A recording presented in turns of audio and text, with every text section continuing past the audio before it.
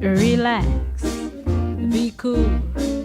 Cause if you don't, you'll act like a fool, so be cool. Hey everybody, welcome to Get Busy Watching. I'm your host, Honest Dan. Let's talk movies. In commemoration of the upcoming threequel, 28 years later, I'm taking a look back on the previous two films. Already got my review out for 28 days later, so now it's time to talk about The Middle Child. I kinda looked at its IMDb page before watching it, and I just reminded myself, the sequel was never really as well received as the previous one, and that's probably in large part due to the fact that Danny Boyle and Alex Garland did not write this, nor did Danny Boyle direct it. So that might contribute to a few things. A whole new set of talent worked on this. But oh, how little we would know in the long run, because hot damn, this is some early work from some big names today. So I'm kind of hyped for it, as well as some memorable action scenes that I would absolutely love to relive. So let's just get started. This is my honest opinion of 28 Weeks Later.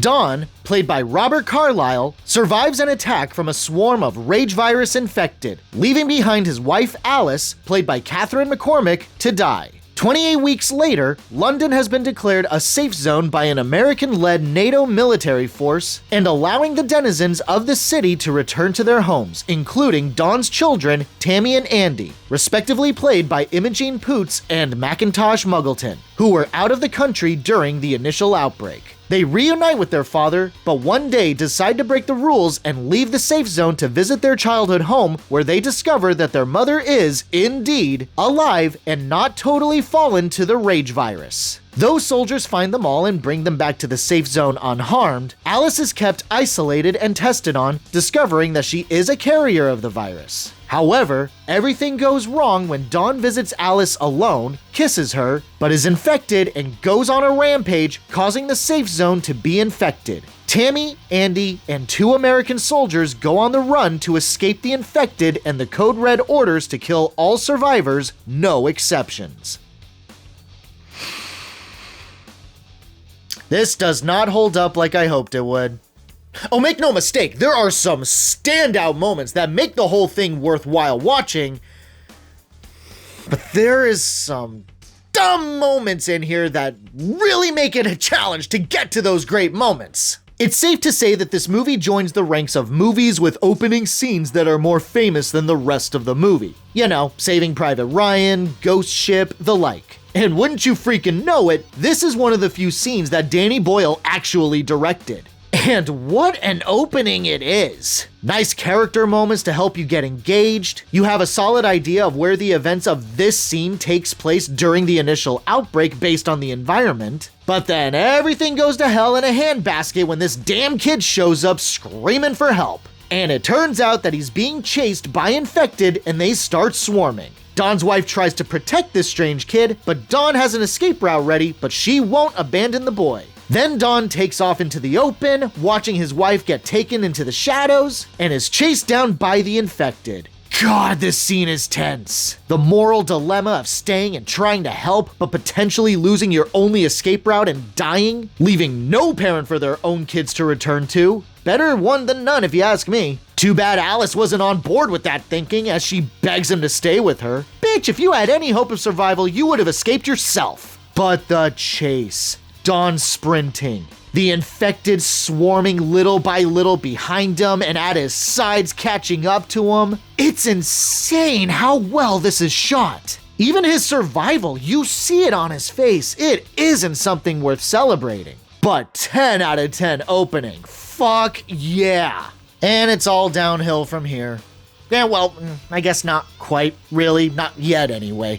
But it is fun to see some familiar faces. Jeremy Renner, Rose Byrne, Imogene Poots, and Idris Elba. Oh, how stacked this cast would end up being nearly 20 years later. The kids reunite with Dawn, and now we have our first, I don't like this moment of the movie, when Dawn relays the events of the opening to his kids. For some reason, he says that he saw them biting her and he tried to go back for her.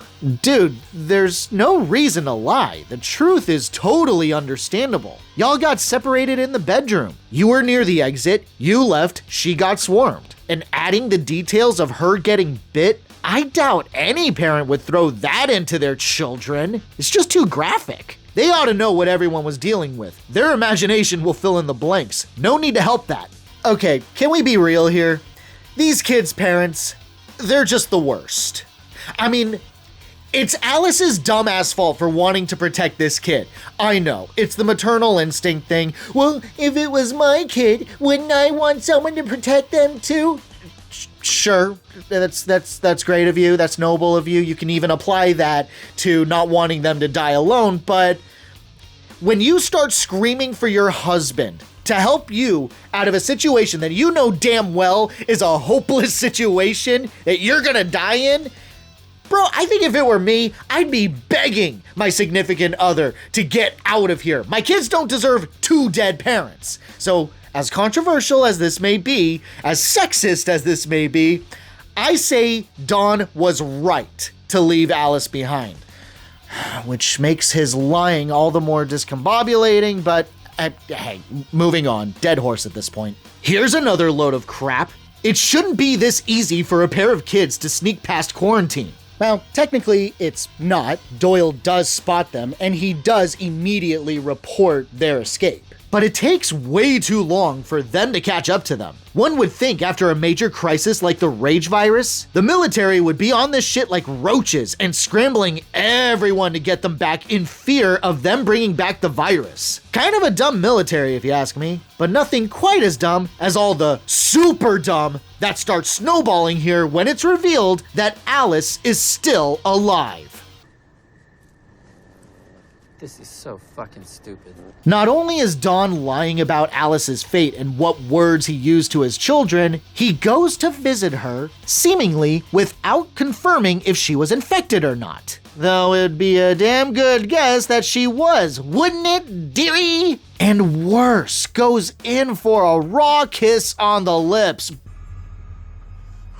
Why? Bro, blow a damn kiss. Wear a mask or those dumb fuck rubber lips from Batman and Robin, as long as you don't French her. I'm surrounded by idiots.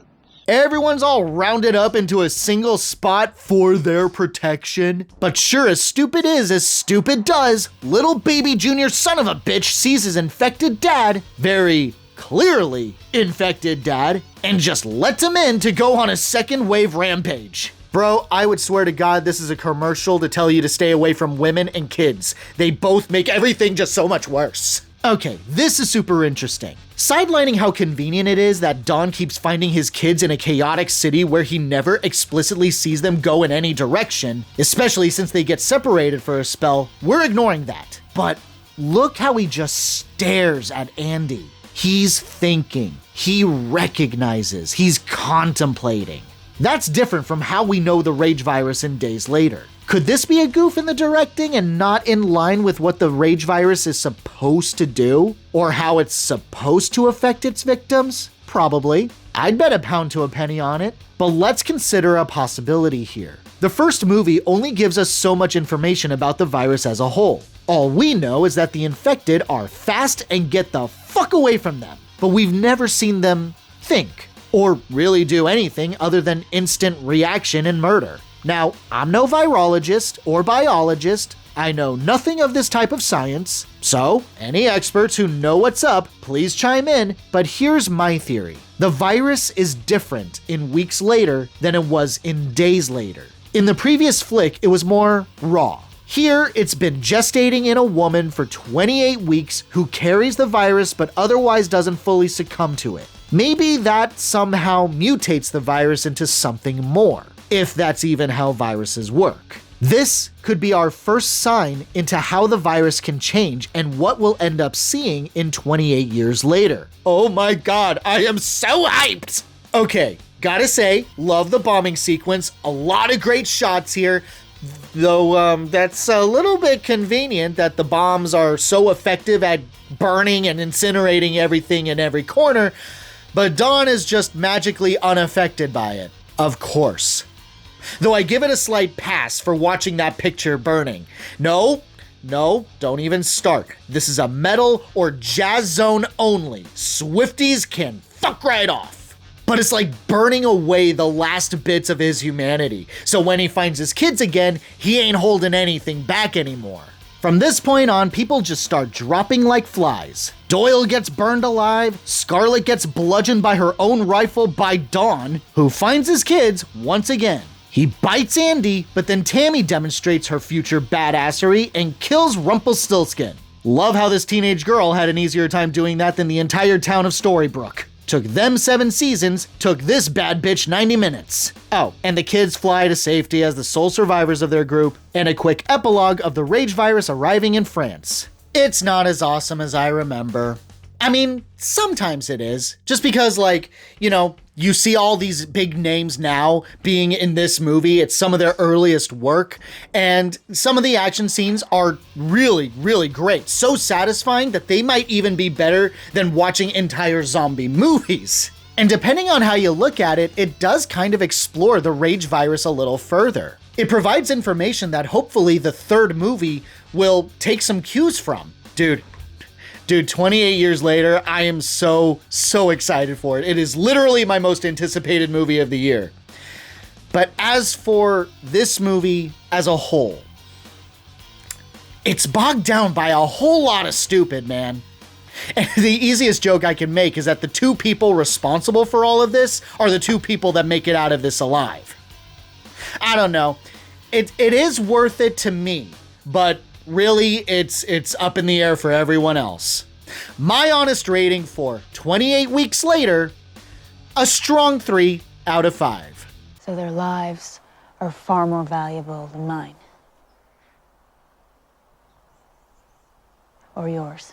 Thanks so much for watching, you guys. I really appreciate it. Hit that like or dislike button. All engagement is welcomed. Subscribe to the channel for more reviews. And as always, have a great day, stay safe and healthy out there, and hope to see you soon. Don't take time to sleep, eat, or drink, but just remember that it's later than you think. So be cool, just relax. So be cool.